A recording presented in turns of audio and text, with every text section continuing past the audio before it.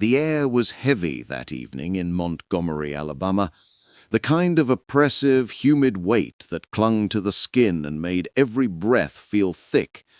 It was December 1, 1955, a day that would seem ordinary to most, but for Rosa Parks, it would mark the culmination of years of silent, simmering resolve. Rosa wasn't a woman who sought attention. She was quiet, soft-spoken, and deliberate. But beneath that calm exterior was a lifetime of anger, pain, and determination, a fire carefully tended, waiting for the right moment to burn bright. She had spent years watching injustice unfold, her heart breaking each time she saw her people humiliated, beaten down, and treated as less than human. And yet she rose each day, carrying the weight of her community's suffering with a quiet dignity. Montgomery in the 1950s was a place of stark segregation. The buses were divided, white passengers in the front, black passengers in the back. It was a rule everyone knew, a line no one dared cross. Rosa had felt the sting of it many times.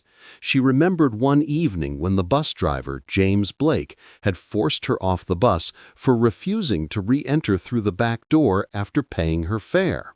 That memory still haunted her, a humiliating reminder of her place in a society that valued her less. For years, Rosa had worked as a seamstress, her hands stitching the fabric of other people's lives while her own was fraying under the strain of inequality. She was also deeply involved in the civil rights movement, serving as secretary for the local chapter of the NAACP. She had seen the worst of humanity, cases of unspeakable violence and injustice that she documented with meticulous care. But even with all her activism, Rosa had never imagined herself as the face of a movement. She was an organizer, a supporter, a cog in a much larger machine. That morning, Rosa woke up with no inkling of what was to come. She went to work as usual, her hands moving deftly over the fabric, her mind preoccupied with thoughts of the growing unrest in her community. The stories of Emmett Till, the 14-year-old boy brutally murdered in Mississippi just months earlier, were still fresh.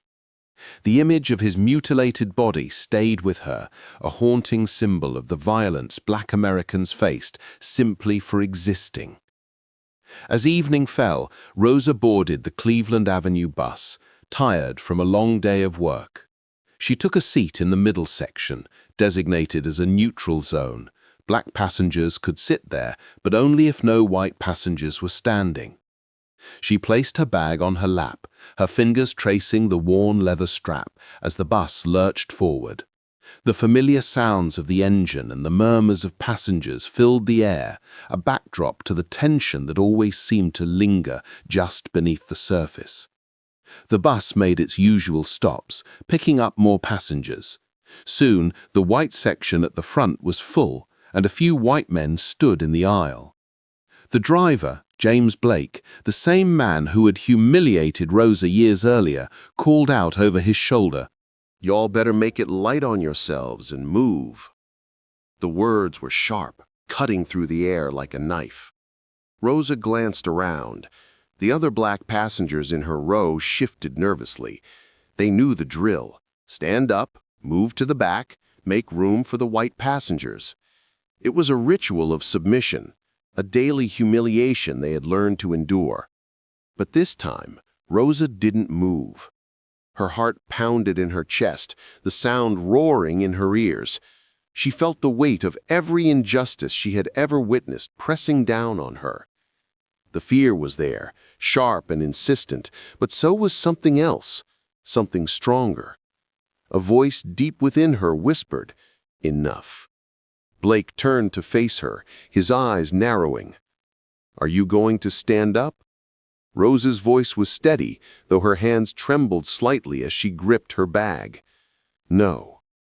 The word hung in the air, heavy with defiance.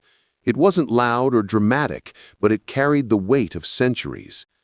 Rosa's refusal wasn't just about a seat on a bus.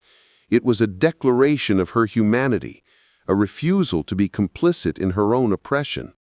Blake was incredulous. "If you don't stand up, I'll have you arrested." Rosa met his gaze, her eyes steady. "You may do that." Her voice was calm, almost serene, but inside a storm raged. She thought of her husband, Raymond, who had warned her about the dangers of standing up to the system. She thought of her mother and grandmother, who had instilled in her a quiet strength. She thought of the countless black men and women who had suffered and died without ever having a chance to say no. And she thought of the children like Emmett Till, who deserved a future free from the shackles of hate. The bus fell silent. The other passengers watched, their faces a mixture of fear and awe. Rosa didn't look at them. She focused on her breathing, on the rhythm of her heart, on the resolve that anchored her to that seat. When the police arrived, she didn't resist. She stood up, gathered her belongings, and walked off the bus with her head held high. That moment, the moment when Rosa Parks refused to move, wasn't an isolated act of defiance. It was the culmination of years of quiet courage, of enduring a system designed to break her spirit. It was a testament to the strength it takes to stand still in the face of injustice, to hold your ground when fear threatens to consume you. Rosa's arrest sparked outrage and inspiration in equal measure. Within days, the Montgomery bus boycott was underway, led by a young pastor named Martin Luther King Jr. For over a year, the black community of Montgomery walked, carpooled, and sacrificed to demand justice. Rosa became a symbol of the movement, her quiet strength igniting a revolution that would change the course of history. But Rosa Parks was more than a symbol. She was a woman who felt fear, who doubted herself, who carried the weight of her community's hopes and dreams on her shoulders. She didn't set out to become the mother of the civil rights movement. She simply did what she knew was right, even when it terrified her. In the years that followed, Rosa continued to fight for justice, never seeking the spotlight, always working behind the scenes to build a better future. Her strength wasn't in grand speeches or dramatic gestures. It was in her quiet determination, her refusal to let fear dictate her actions. She showed the world that courage isn't the absence of fear, it's the decision to act in spite of it. Rosa Parks' story is more than the tale of a woman who refused to give up her seat. It's a reminder of the power of ordinary people to create extraordinary change. It's a testament to the quiet, unyielding strength it takes to stand still, and in doing so, to move a nation forward.